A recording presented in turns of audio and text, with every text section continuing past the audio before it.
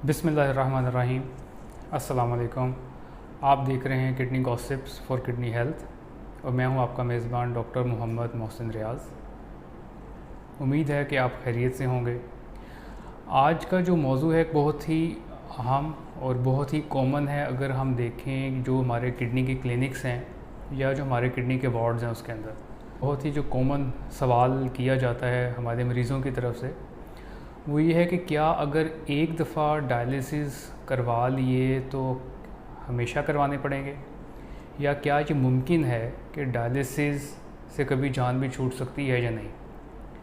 तो इससे पहले कि मैं इसके जवाब की तरफ बढ़ूं, अगर आपने अभी तक हमारा चैनल सब्सक्राइब नहीं किया तो आप इसको सब्सक्राइब करें, बेल आइकॉन पर ज़रूर क्लिक कर दें ताकि हर आने वाली वीडियो आपको वक्त पर मिलती रहे और आप बेहतर तरीके से अपना और अपने अजीज़ व अकारिब की सेहत का ख्याल रख सकें। तो इस बात को समझने के लिए कि क्या डायलिसिस हमेशा होंगे या डायलिसिस ख़त्म हो जाएंगे, मैं आपको दो मिसालें देता हूँ। अब पिछले दिनों मेरे पास दो मरीज़ आए, उन दोनों की उम्र तकरीबन 50 साल के करीब थी और एक जो मरीज़ नंबर 1 हम उसको लेबल कर लेते हैं मरीज़ ए जो था उसका क्रेटिनिन था 9 के करीब, यूरिया उसका था 200 के करीब और उसकी जो क्रेटिनिन है 8 से कुछ 4 हफ्ते पहले बिल्कुल ठीक थी जब उसका बाईपास का ऑपरेशन हुआ। तो ये हमारे पास एक सिनेरियो है मरीज़ नंबर 1 या ए मरीज़ का।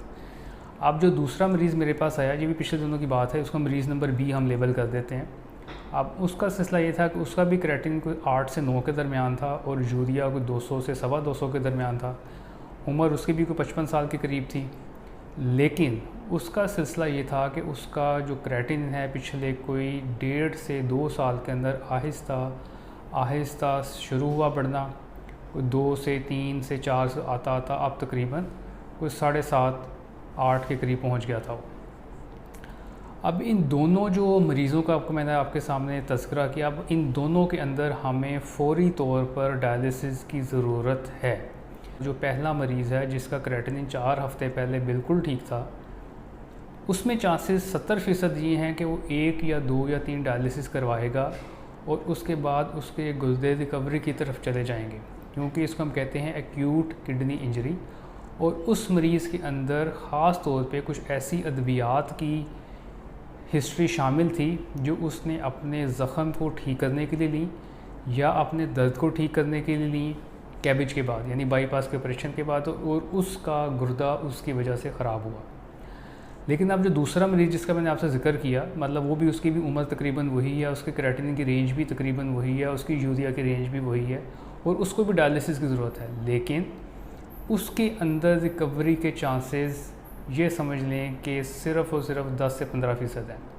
यानी सिंपल अल्फाज में कि उसको मुस्तकिल डायलिसिस की, या अगर हम इसको ब्रॉडर टर्म में लें तो किडनी रिप्लेसमेंट की ज़रूरत है।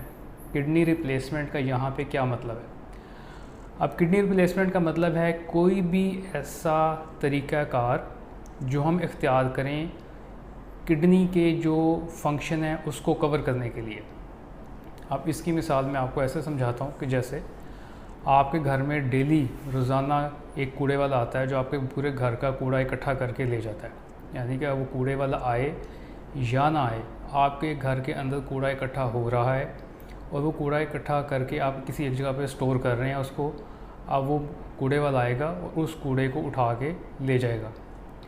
अगर बिलफ़र्ज़ आपका सफाई वाला वो नहीं आता, 1 दिन नहीं आता, 2 दिन नहीं आता, 3 दिन नहीं आता, चलिए आपका गुजारा होता जाएगा, कुछ दिन आप गुजारा कर लेंगे, लेकिन अल्टीमेटली आपको उसकी जगह कोई और बंदा हायर करना पड़ेगा, रखना पड़ेगा जो आपके घर से कूड़ा उठाए और आपके घर के अंदर जो सारी गंदगी फैली हुई है उसको ठीक कर सके। अब इसमें 2 सूरत हाल हो सकती हैं कि एक तो पहली सूरत हाल ये है कि जो आपका कूड़े वाला या सफाई वाला आदमी आता था वो वक्ती तौर पे बीमार हो गया हफ़्ते के लिए, 10 दिन के लिए, और उसकी जगह आपने कोई नया बंदा हायर किया और जब वो आपका असल कूड़े वाला वापस आया तो आपने उस शख्स को जिसको आपने वक्ती तौर पर रखा था, आपने उसको बता दिया कि भाई मेरा अपना जो पुराना बंदा है वापस आ गया है, वो रिलायबल है और हम आपसे इतना ही आपसे हमने काम लेना, तो आपका बहुत बहुत शुक्रिया, लिहाजा अब आप जा सकते हैं। लेकिन अगर दूसरी सूरत हाल हो कि वो खुदा न खास्ता वैसे ही अपना शहर छोड़ के चला गया या कहीं और चला गया, उसने कहा है कि मैंने वापस नहीं आना, तो आपने जो नया बंदा रखा है उसको आप मुस्तकिल तौर पर रखेंगे। आप क्योंकि आपने अपने घर का कूड़ा साफ़ करना है। अगर आप घर की सफाई नहीं करेंगे, कूड़ा नहीं उठाएंगे, तो आपके घर के अंदर कूड़ा जमा होता जाएगा।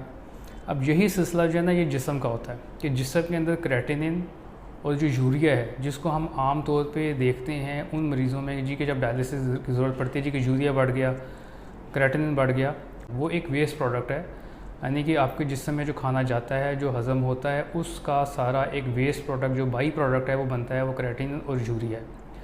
अब उस क्रेटिनिन और यूरिया को, जैसे आपका सफाई वाला घर में से कूड़ा निकाल रहा था, आपका जो किडनी है वो जिस्म में से खारिज करता रहता है, निकालता रहता है, इसी तरह वो जो क्रेटिनिन और यूरिया जिस्म में इकट्ठा नहीं होता। अब अगर खुदा न खास्ता किसी भी वजह से गुर्दा ख़राब हो गया, गुर्दा काम नहीं कर रहा, वो जो क्रेटिनिन और यूरिया है उसी तरह जिस्म में इकट्ठा होना शुरू हो जाएगा, जिससे आपके घर में कूड़ा इकट्ठा होना शुरू हो गया। अब आपको उसको निकालने के लिए कोई अल्टरनेटिव सिलसिला या मैकेनिज़्म चाहिए, उसको हम कहते हैं किडनी रिप्लेसमेंट थेरेपी। अगर तो किडनी वक्ती तौर पे ख़राब हुआ है, यानी कि जो हमारा आपने जो केस, जिससे पहले आपको मैंने बताया कि केस नंबर 1 जिसमें 4 हफ़्ते पहले क्रेटिनिन बिल्कुल नॉर्मल था, उसका बाईपास हुआ और उसका एकदम से गुर्दे ख़राब हो गए, और हमें पता है कि ये स्पेसिफिक दवाई थी या इस वजह से गुर्दा ख़राब हुआ, उसमें चांसेस हैं 70% चांसेस हैं कि वक्ती तौर पर डायलिसिस करेंगे उसका किडनी ठीक हो जाएगा। लेकिन अगर दूसरा सिनेरियो है जिसमें हमें पता है कि इसको शुगर थी और इसको ब्लड प्रेशर था और उसका क्रेटिनिन आहिस्ता आहिस्ता आहिस्ता बढ़ता चला गया है, तो उसके अंदर रिवर्सिबिलिटी के चांसेस बहुत कम है, या समझे कि ना होने के बराबर है। यानी अगर उसमें हमने डायलिसिस स्टार्ट किया है तो वो डायलिसिस मरीज़ को डायलिसिस की ज़रूरत है। अब मुस्तकिल अगर उसका हाल ये कि या तो मुस्तकिल डायलिसिस पे रहे या फिर ट्रांसप्लांट करवा ले, ये दो ही हाल हैं हमारे पास। अगर एकदम से किडनी ख़राब हुआ है, किडनी का साइज़ ठीक है, तो चांसेस हैं 70% कि डायलिसिस के बाद पेशेंट के अपने गुर्दे काम करना शुरू कर देंगे और डायलिसिस ख़त्म हो जाएगा। लेकिन जो दूसरी साइड पे है, अगर एक आराम से या आहिस्ता आहिस्ता गुर्दे ख़राब होते चले जा रहे हैं, उसमें कोई ऐसी जिस्मानी बीमारी पाई जाती है जैसे शुगर है या ब्लड प्रेशर है खुदा न खास्ता, या फिर गुर्दे के अपना ही कोई मसला है जैसे ग्लोमेरुलोनेफ्राइटिस है, उसकी झिल्ली ख़राब होती जा रही है, काफ़ी अरसे से उसको प्रोटीन आने का मसला है, और उसके बाद कुछ सालों के ऊपर एक मुहीत बीमारी का सिलसिला है जिसमें गुर्दे ख़राब हुए हैं, तो उसके सिलसिले के अंदर पेशेंट मुस्तकिल डायलिसिस पे रहेगा या फिर अल्टीमेटली ट्रांसप्लांट की तरफ उसको जाना पड़ेगा। तो इसके साथ ही हम आज की वीडियो का अख्ताम करते हैं। उम्मीद है कि आपको जो ये बारीक सा एक डिफरेंस है कि डायलिसिस मुस्तकिल है या नहीं है, उसके बारे में कुछ ना कुछ आगाही हो गई होगी। अगर फिर भी आप मज़ीद इस टॉपिक के बारे में कुछ जानना चाहें या किडनी के किसी भी मर्ज़ के बारे में जानना चाहें, तो कमेंट सेक्शन में अपनी राय का इजहार ज़रूर करें और अपने मज़ीद जो क्वेश्चन हैं वो भी वहाँ पे पेस्ट करें।